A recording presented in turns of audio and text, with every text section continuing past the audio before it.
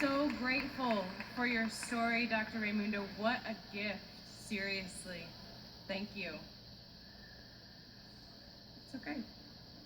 I'm sure that many of you are familiar with our next speaker, or at least the law which his daughter inspired.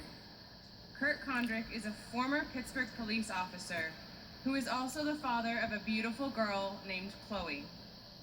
When Kurt and his wife were advised that Chloe had Down syndrome, he showed his heroic love and compassion by becoming a great dad and a champion for other children like Chloe.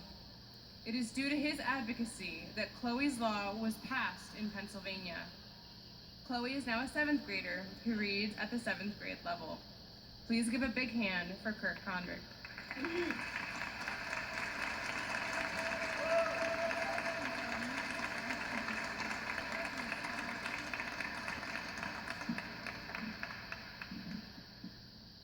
Thank you very much for that introduction. And Chloe's home today. She's getting over a bout of pneumonia, so I left 5:30 this morning, so I didn't bring her up here, but she is here in spirit. She said, "Go do it, Dad. Go get him up there." She knows why I came up here today. She's very familiar with this Capitol building and these halls up here and the many legislators up here. So I want to thank you all for inviting me here today to be part of this amazing event and for keeping the focus. You know, we talk in Pennsylvania about all our resources and all the things that we have. Our most precious resource in Pennsylvania is human life. Without that resource, nothing else matters. Somebody said to me last night, they go, "You're driving to Harrisburg tomorrow, 4 hours up, you're talking, then you're driving back." And I said, "Yes, I am. I do it all the time." And they said, "Why do you do that?" And I said, "Well, if I give you Penguin tickets, you drive 8 hours or 10 hours and go to a Penguin game." I said, "This is much more important than a Penguin game or a Steeler game or anything else. This is the issue of our time. If we don't address the issue of defending and protecting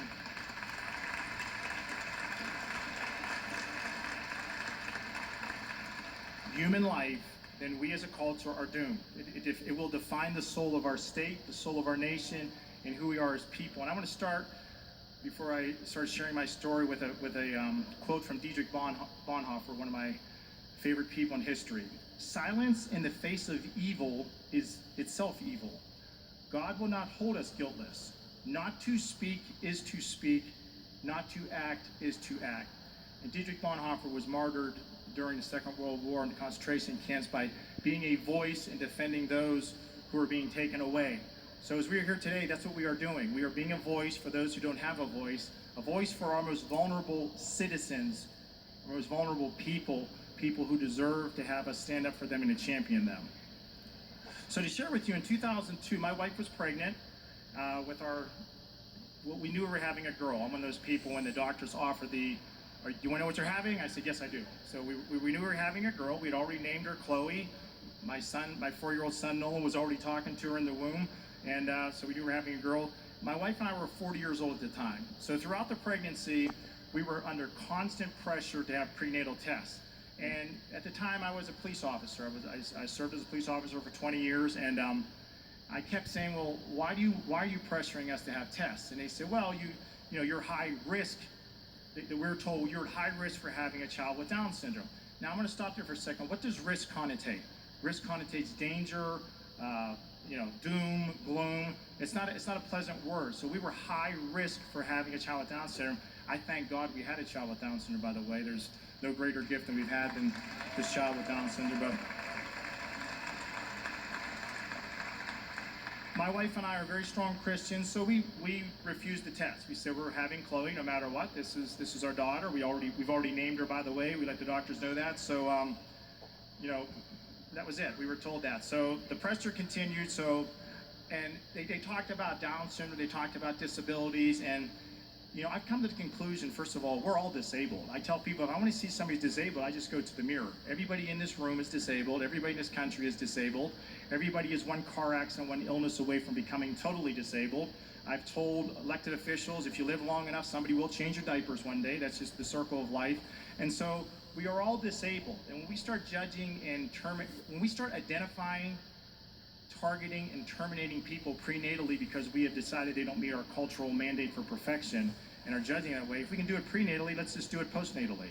What's to stop that? There's no difference if that's our thing. So in May 16th, 2003, my daughter just became a teenager, which is scary in and of itself. Chloe was born into this world. And when Chloe entered the world,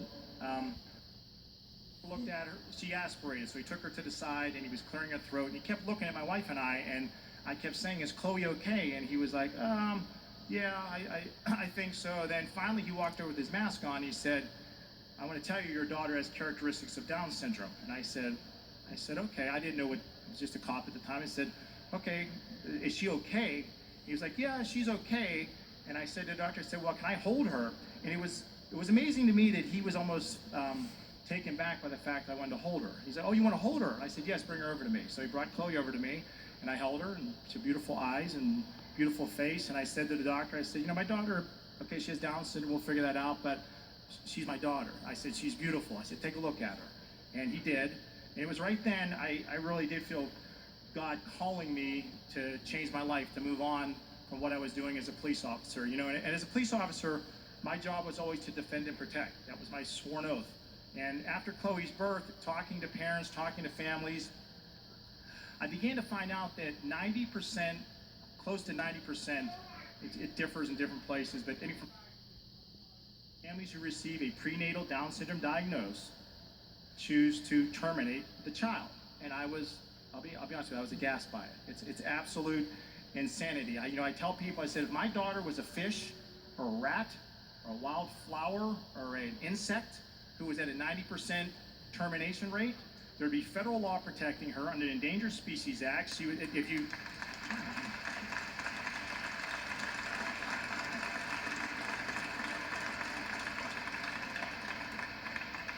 you dared to hurt this insect or fish or whatever, you would go to federal prison. And like I said, so I just started thinking, wait a second, I like fish, I like animals, but for them to have more protection than my child and for all these other beautiful children that I was meeting after Chloe's birth, I just found that to be unacceptable. So I started thinking, I started praying during the time, and I felt God moving me to do something, that something had to be done to address what was happening to all these children. I said, it's not, kind of like when I was a police officer, not on my watch. So I took a leap of faith. I went back to school. I got my master's degree at the University of Pittsburgh, and I went into early intervention because it was after Chloe's birth, it was people in early intervention who came in our house, and instead of talking about her disability, they were focused on her abilities. And that's what I'm always focused on people always say to me, "What is your title exactly?" I say, "Well, my first title is Chloe's dad, but my second title is I'm a dadvocate." That's what I am. And I decided this is not going to happen. They're no longer going to disrespect these kids. I said, somebody has to put a stop to it. And I said, why not me? Why shouldn't I do this? I said, so I went back, I got my degree in early intervention. I began working with families who had children with disabilities, birth to 3.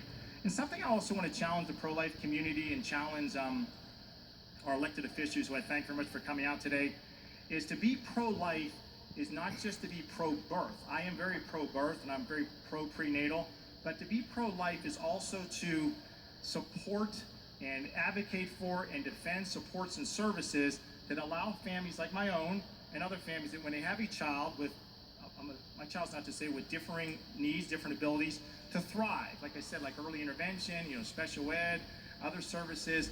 By supporting those services and supporting the children from time of conception, then you are pro-life. By supporting services for elderly people who are suffering with dementia and need help, you are pro-life.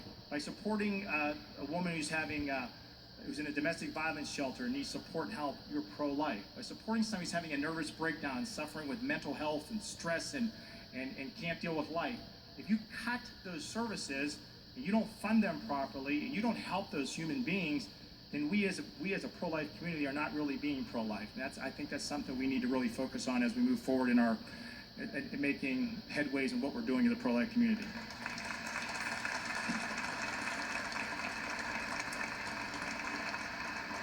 So as I changed careers and began hearing about all these stories about these people who had children like Chloe, and I started dialoguing with families across Pennsylvania. I started dialoguing with families nationally, actually internationally. I dialogued with families in France and New Zealand.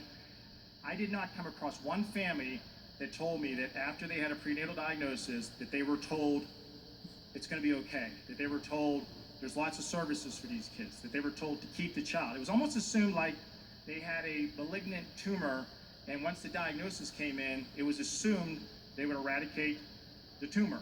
And I did not, like I said, that was not acceptable to me. That was not, that was something I could not deal with. So I remember one day I loaded my car up. I had some pictures of Chloe. I wrote up some of the things she was doing. I took some of her schoolwork.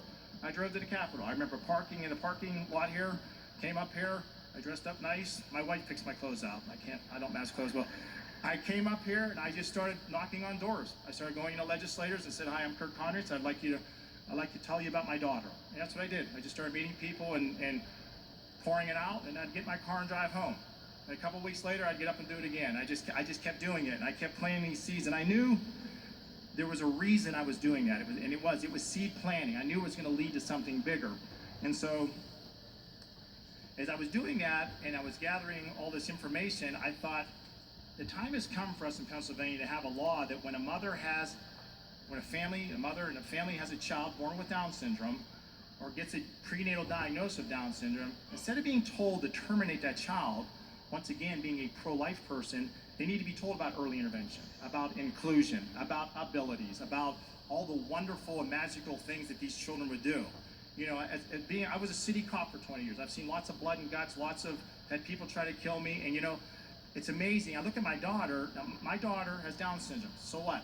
My daughter has no malice. She has no evil. She'll never hurt you. She'll never blow herself up. She'll never rob a convenience store. She'll never start a rumor about anybody. She'll never go out and bully somebody. So I often ask myself, who are the disabled ones in the community? And I even said one time,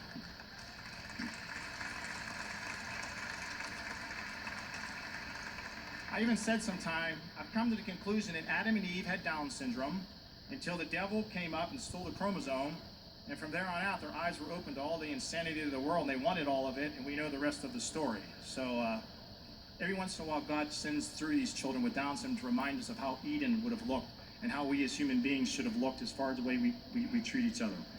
So because of all that advocacy, I started coming up here, and I started working with legislators and saying, we need a law here in Pennsylvania. And they were like, oh, they were open to it. And I said, just an information law. I wanted to get something through quick. I said, this is not acceptable. This is eugenics. This is a genocide. This is when you're targeting, identifying people and eliminating them based on a diagnosis. You know, I frequently have these conversations. I say, what are you going to do when they unlock the genetic code for autism?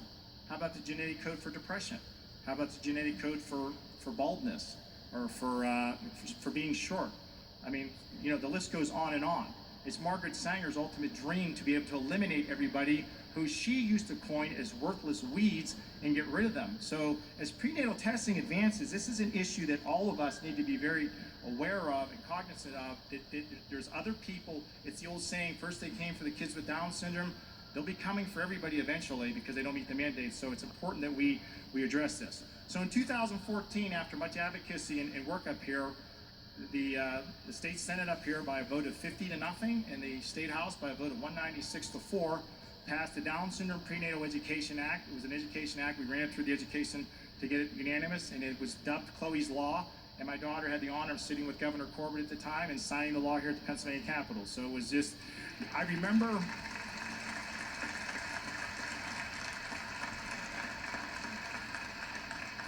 standing behind her and watching her sign that law, just thinking, you know what? If this is the only reason God put me on this earth was this, then I've done it.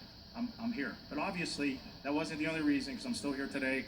I still have much work to do, and that's why I'm blessed to be here. So, as I'm wrapping things up, you know, as a police officer and a Christian, I've always been taught to seek and examine the facts, to look at the evidence, and then speak the truth. And the evidence on what we're here today for is very clear. The facts are in, and the truth is it's time for Pennsylvania's law to eliminate this brutal practice, which has no medical value in protecting women, has no value at all. The time has arrived for us to end this brutal practice. It's a slaughter of innocence, and